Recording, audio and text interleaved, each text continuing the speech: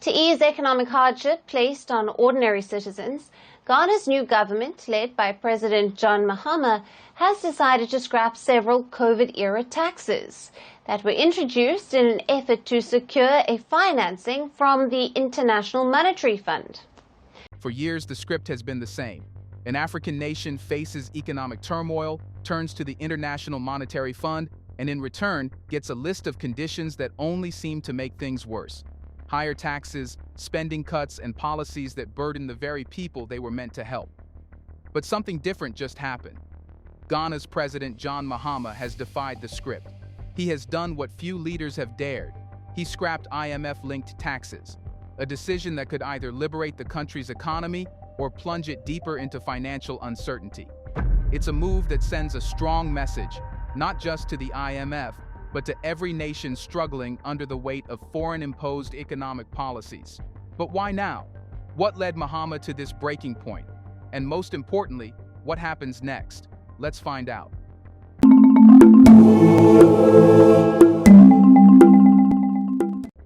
For years, Ghana was seen as one of West Africa's rising economic stars, a country rich in gold, cocoa, and oil, with a growing middle class and a reputation for stability. But beneath the surface, something was brewing, an economic crisis waiting to explode. It didn't happen overnight. The symptoms appeared slowly, inflation creeping higher, the cedi losing its value against the dollar, and debt piling up. The government kept borrowing, convinced that growth would balance the books. But growth never kept pace with the rising obligations. By 2023, the situation had reached a breaking point. Prices of everyday goods had doubled. Businesses struggled to keep up with the cost of imports.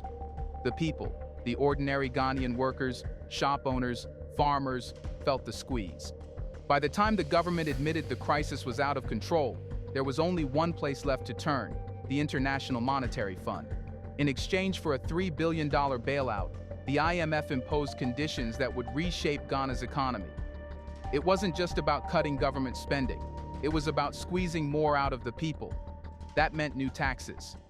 Every financial transaction, every purchase, every lottery win, even the very air Ghanaians breathe through emissions regulations, was taxed. The burden didn't fall on the wealthy or big corporations. It fell on the people who could least afford it. The 1% levy on mobile money transfers was particularly damaging. In a country where mobile money is the primary way people send and receive payments, it felt like a direct tax on survival. Every time a mother sent money to her child at university, every time a small business paid a supplier, the government took a cut. The value-added tax on car insurance, it made transportation more expensive in a country where most people rely on public transport. A 10% tax on lottery winnings, a direct hit on those who already had so little, hoping for just a bit of luck. The 1.5% tax on unprocessed gold, it sent shockwaves through the small-scale mining sector, where thousands rely on artisanal gold extraction to make a living. At first, the government defended these measures. They needed the IMF's money, they said. There was no other way. But something changed.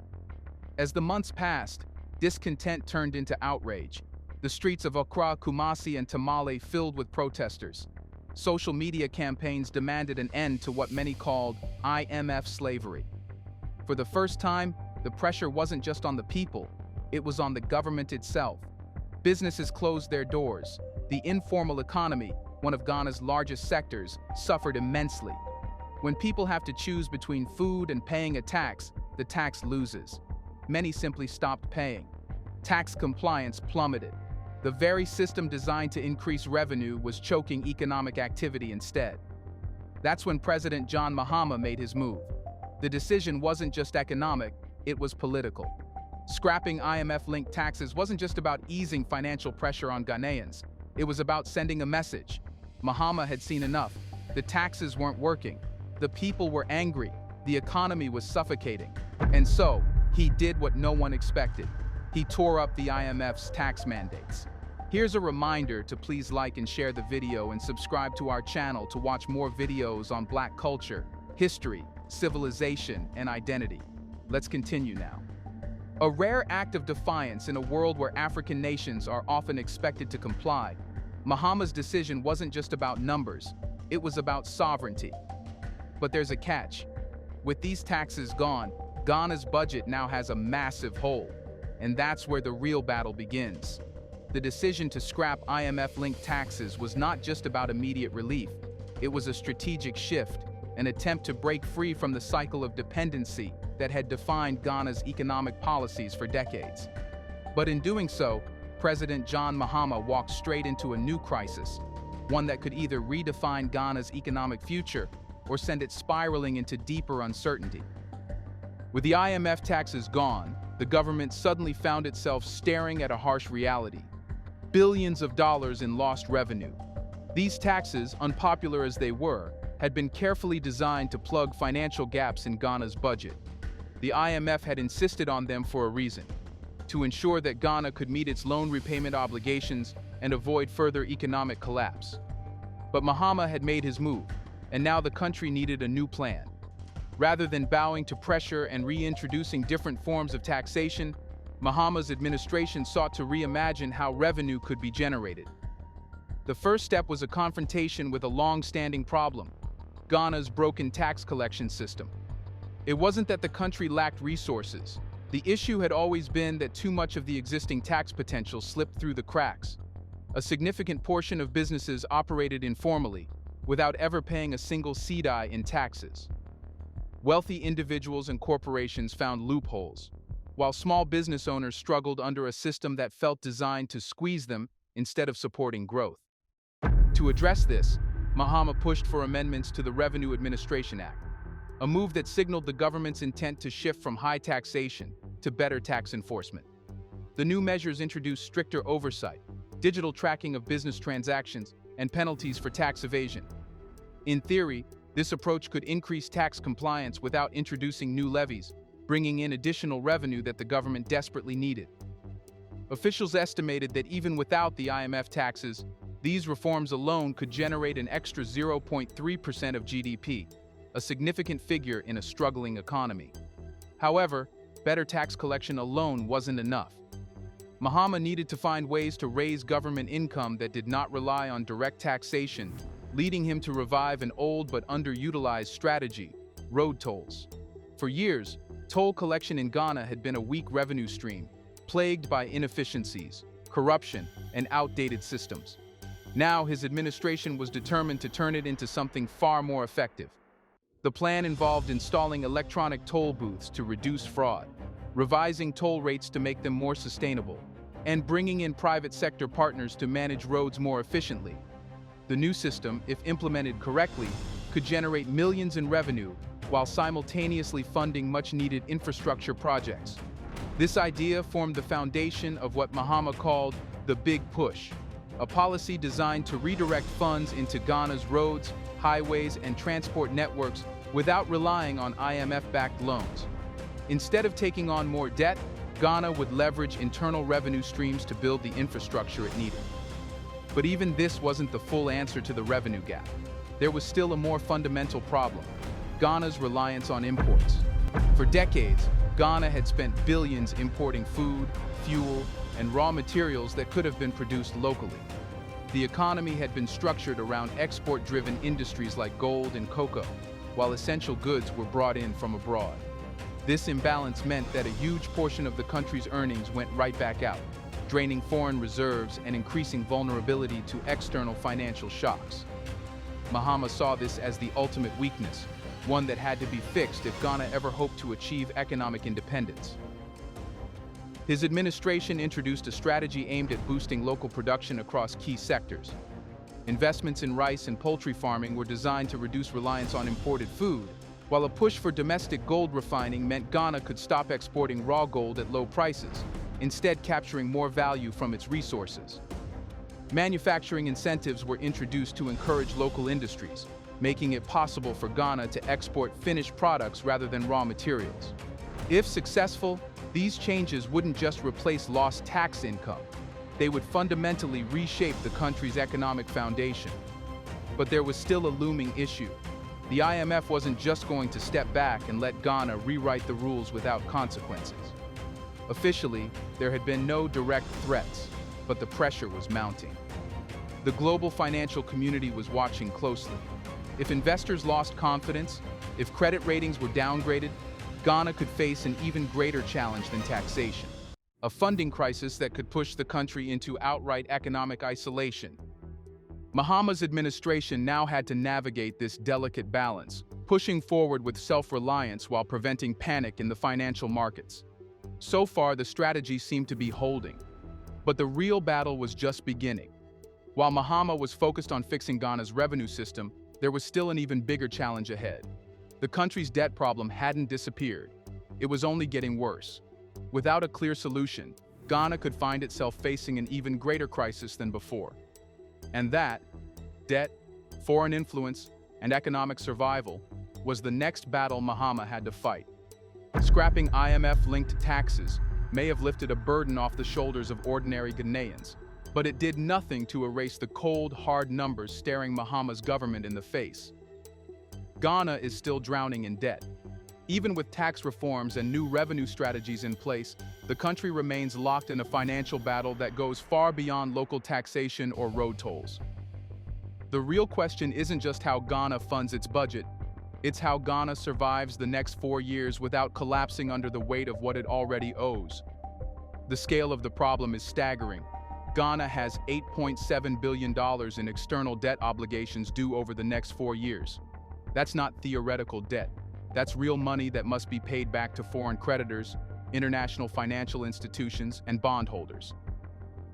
Every payment deadline is a ticking time bomb, and missing even one could trigger a chain reaction that shuts Ghana out of international markets, tanks investor confidence, and devalues the cedi even further.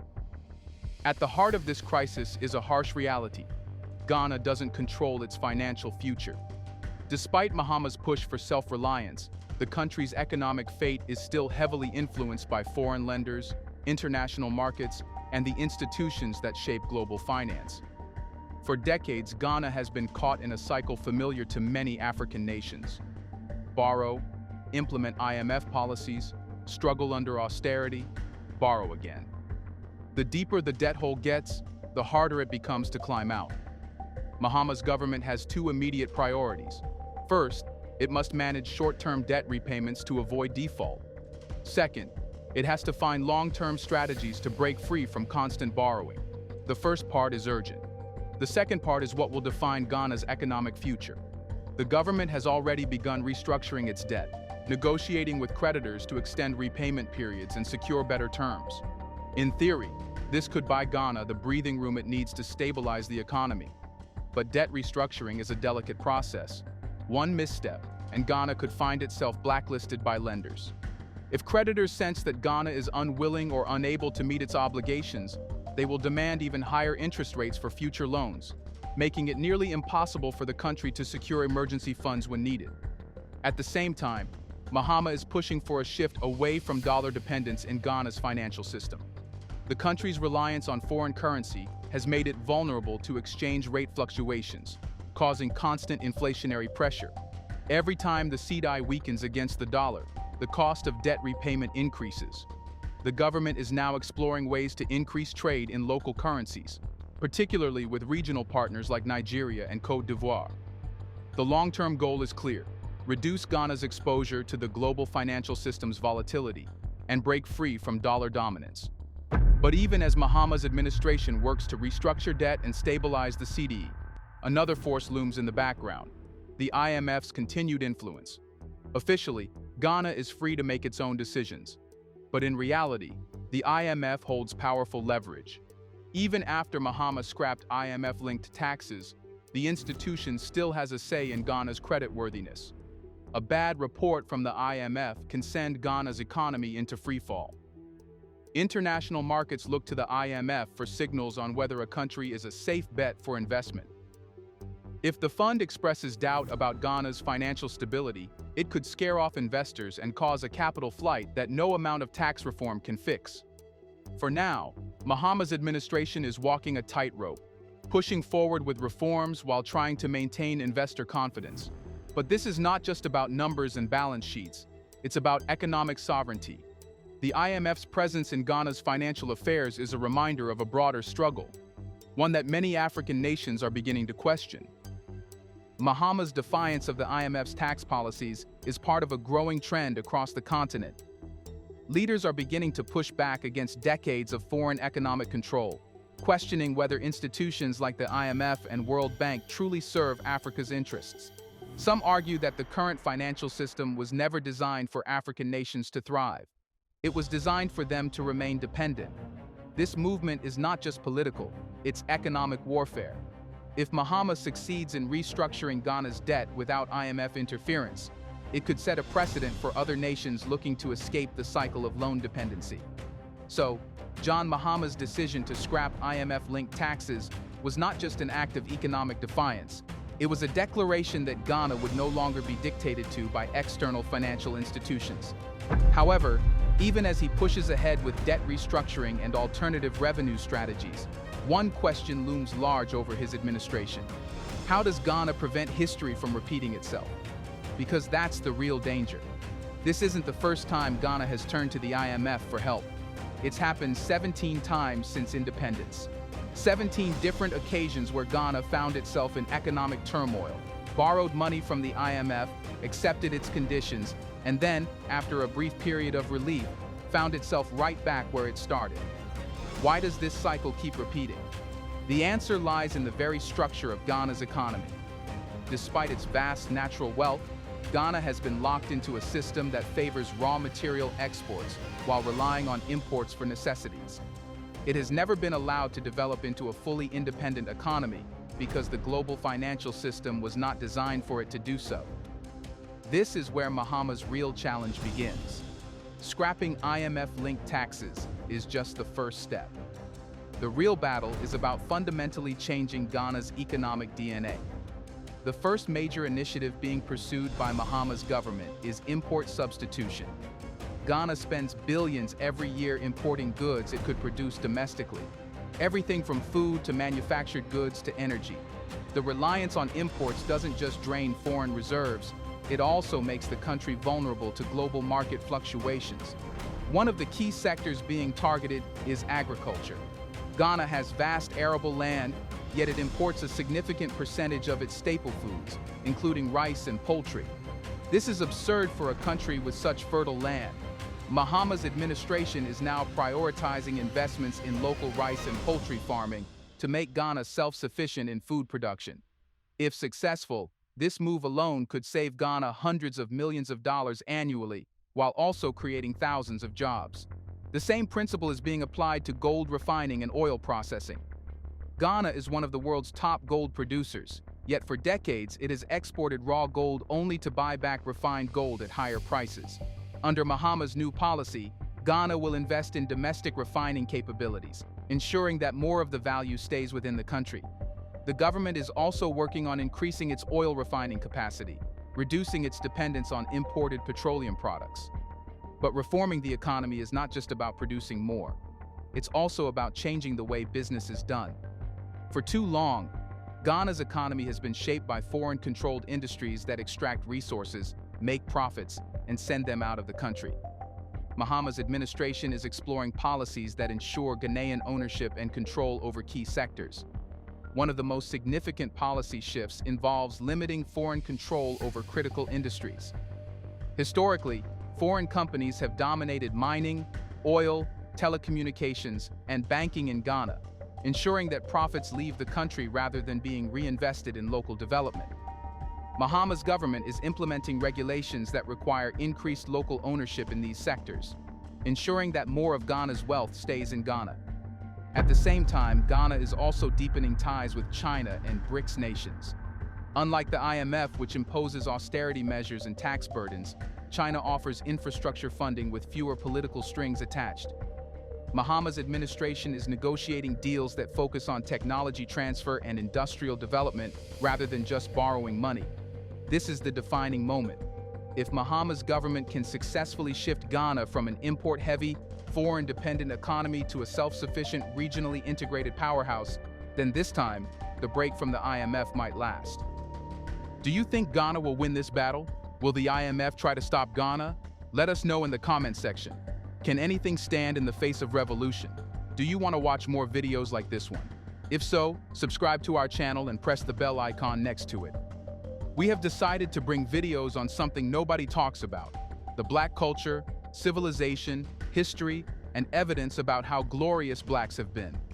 Thanks for watching, and until the next video, stay tuned.